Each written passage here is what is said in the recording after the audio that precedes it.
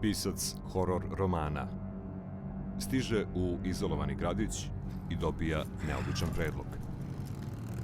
How'd you like to collaborate on a book about this? You and me. Da napiše knjigu o njegovoj misterioznoj prošlosti. Potraga za istinom sve više liči na strašan san.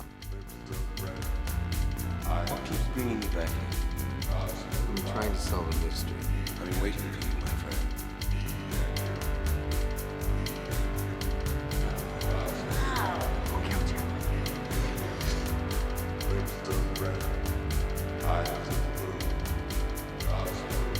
Kilmer u hororu Frensisa Forda Coppole.